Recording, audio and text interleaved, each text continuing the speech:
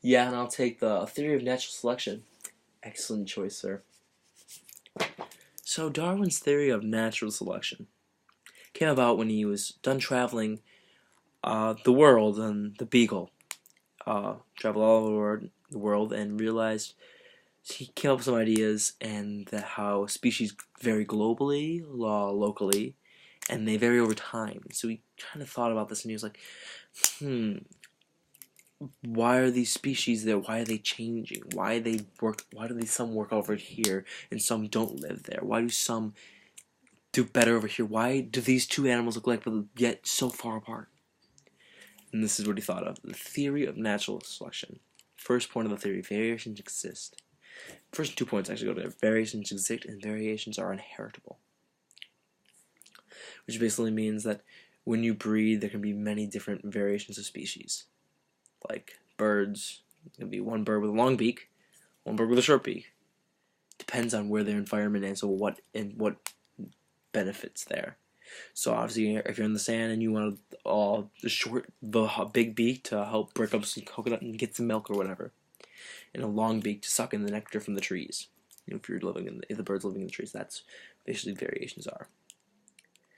But you also realize that many species live in the same proximity, live in the same area. Excuse me.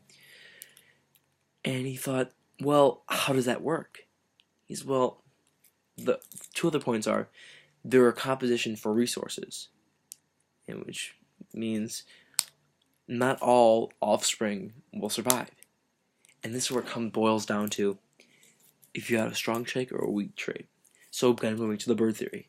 If you're living in the trees and you have a long beak and you can, sorry, I'm very popular, and you can get that pollen from the tree or the tree sap or whatever with your long beak, and the short beak birds who are also living in the trees at the time can't, that means you can beat them in competition. You should do better than them. You'll get the pollen, they won't. That means eventually they won't be able to survive. They'll die out, and you, with the stronger trait, will go and reproduce. Which is another point. Organisms with the stronger traits who survive the competition will reproduce, and organisms with weak traits will not. They will not try out.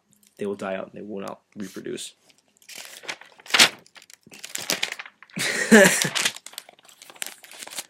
And finally, last point is that the species evolves.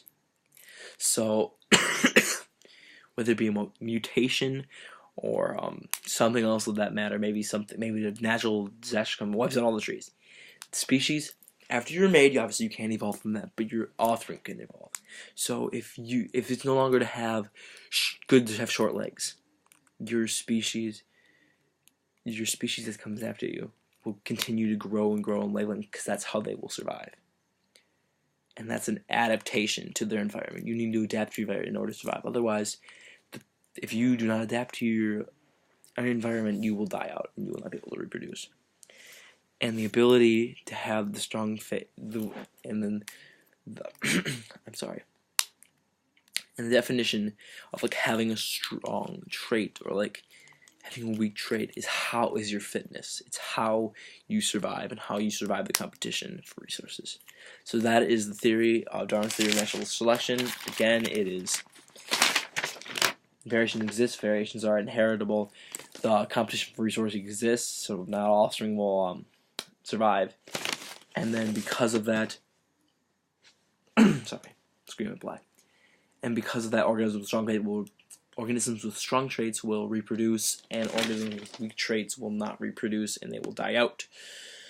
And then after that, the species will evolve. Thank you. This has been Johnny, and have a good rest of your day.